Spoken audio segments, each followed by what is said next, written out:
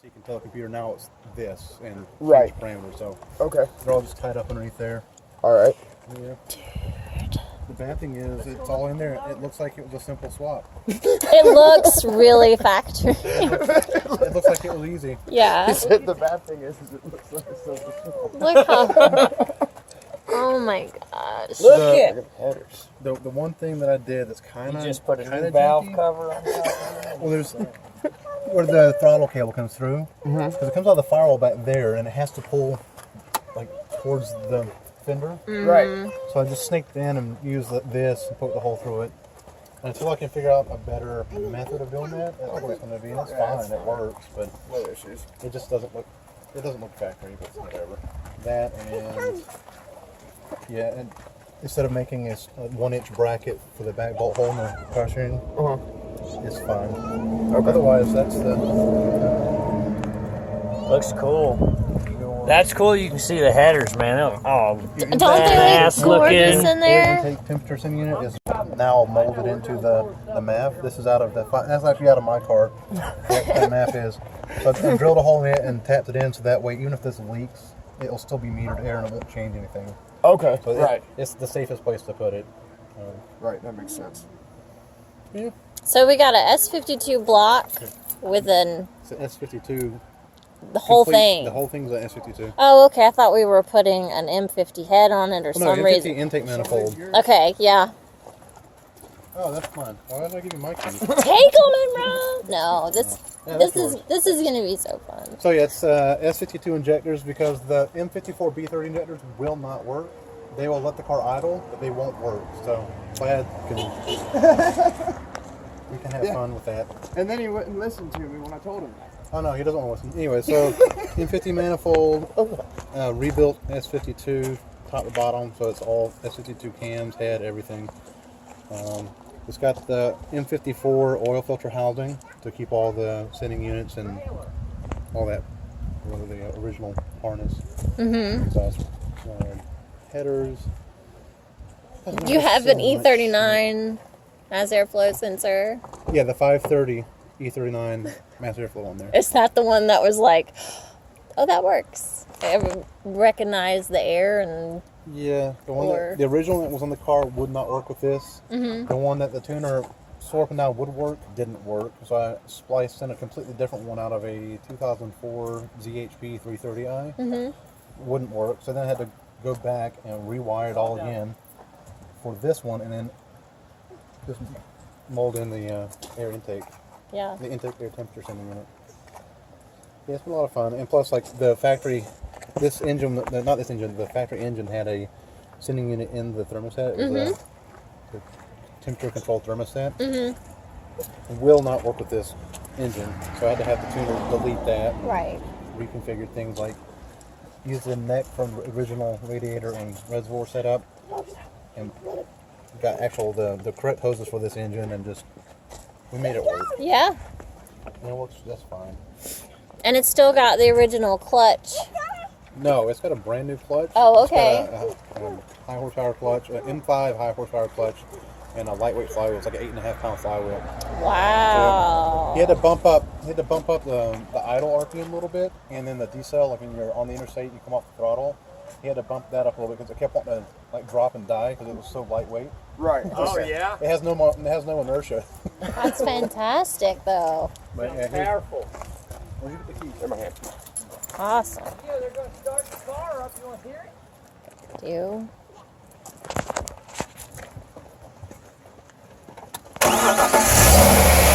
Oh, it does.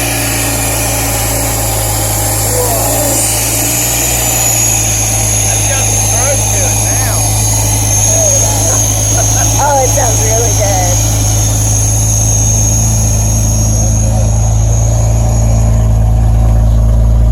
The original tip, we'll put it back on there.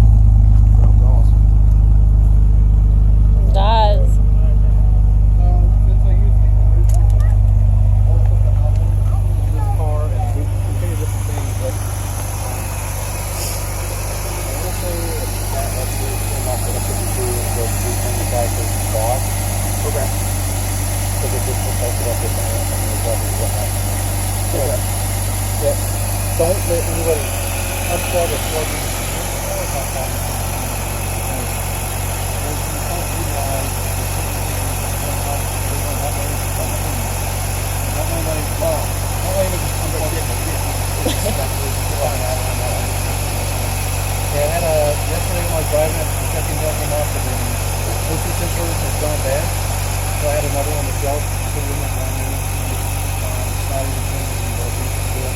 Sweet. Yeah, I'll do that tomorrow. Let's go for a ride. I'll show you how. I want you to drive it. Okay. Absolutely. Are you going to drive it or are you going to drive it? I don't know. It's up to him. Probably both of us. Alright, well, let's go. Okay, we're on. Yeah, you can sit in the car. Man, that's your car. Let's do it.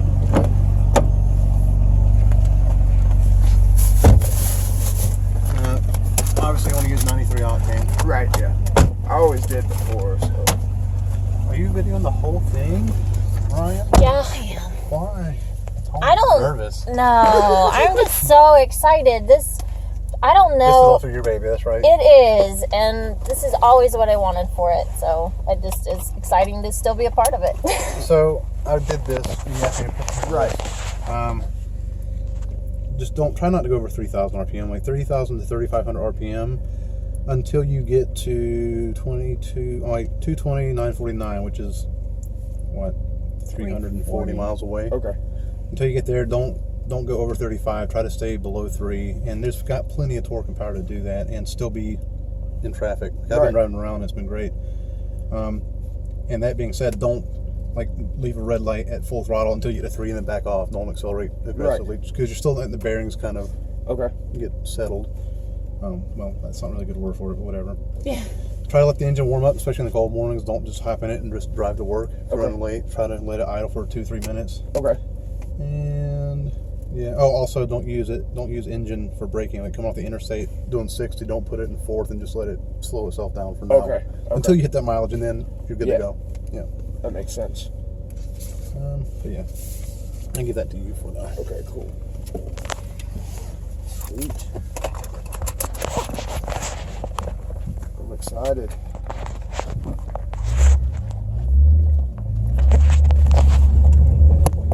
I don't know. It's smooth. I'm like,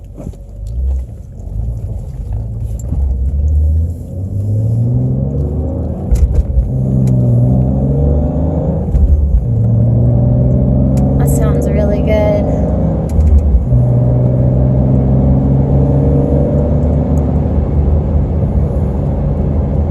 it won't burble. Really smooth. It won't burble or pop too loud until you're up in like above 4,000 RPM. Right. But you can hear it burbling a little bit. Yeah, I mean, it's really smooth. A little bit there, yeah. And the Vanos, you won't feel a shift in the timing until he said it'll engage at like 5,300 RPM. Okay. More or less. Oh my God. Did you grow up in Barnesville? Okay, so I did. I grew up in Black Mountain. Oh, I grew up in Barnesville, so that's funny. It's like they're hauling ass. So my green car, when I was putting it together and testing it and tuning it, there's a straightaway, not this curve, but after the next curve, like a 3/4 mile long straightaway.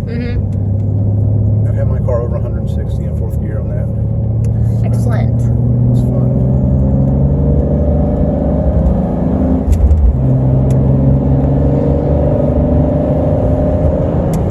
It builds nicely. It still has real linear power and feel. Like it in fifth gear, it moved like the speedometer and the tach move the exact same rate, and it pulls nice. So it's at fifth now. Yeah. Just under $3,000. So this straightaway, yeah. Nice. It's in fifth gear, less than 3,000. Yeah. It pulls. It's got plenty of torque. That is great. A lot better than 2.5. Yeah, for sure. I remember. But like the way I'm driving right now is fine. Okay. And this is really more than you'd ever need in traffic. Right. Until you hit the mileage. Yeah. And then when I get there, you want me to give you a holler and bring it back out? Actually, I put fresh oil in it yesterday. Okay. So I used the initial break-in oil for the first like 100 miles, and I put in Castrol 10W40 in a brand new filter yesterday. So I got on the break-in sheet like 1,000 miles past that 500 mile mark. Okay. I want you to bring it back in for an oil change, and I want to go through and look at everything. When you changed it yesterday, did you like strain it? So on a brand new engine, you're always going to have metallic, like you're going to have flake in it just because you're literally grinding the piston into the cylinder walls, embedding in the man.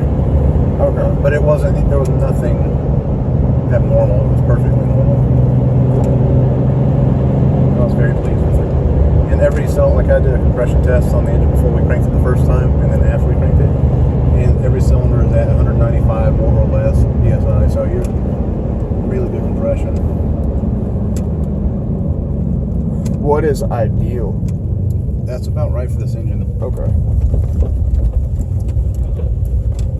I'm ready to buy this tractor. I really want to do a hard pull because I haven't felt it yet, but I'll wait. Like Matt Farrow in these one takes.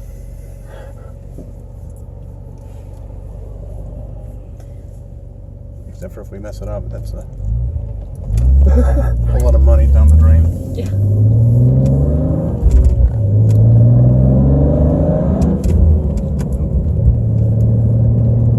We might need to get you a short shifter. That thing. At least bushings. Yeah, I mean, it's needed bushings since forever. But with all this power, you might want to upgrade. It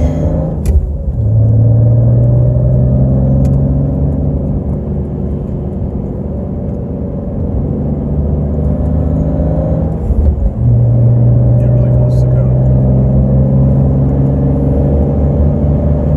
Oh, and it has it too. It always had really good low end, but once you crested a little over 25 to 3 in the lower gearings, you would lose it. Higher, in 5th gear, if you jump down into 2,000 RPMs, you got your torque back, but... See, this is going to be the opposite. What you feel now is just the hint of the torque that you have. Yeah, So that's going to be awesome. it wants to go.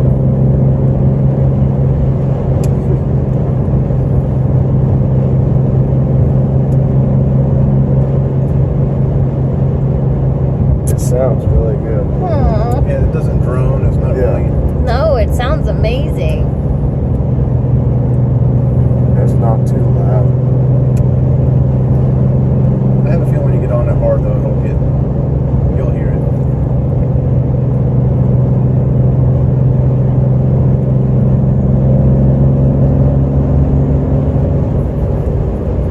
Yeah, I mean, I'm gonna get those miles on it the next day or so. Oh, I know you will. And yeah, I would say, even if you've hit 500 miles, don't go out and drag race it like Right. 501. Like, work into it, Right, yeah.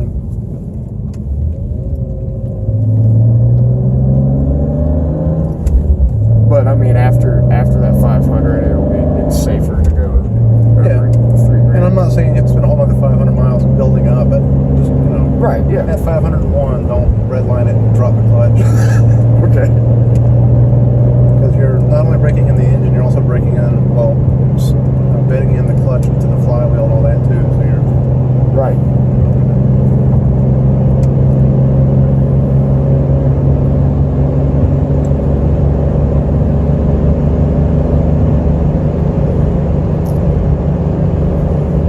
Still feels so smooth.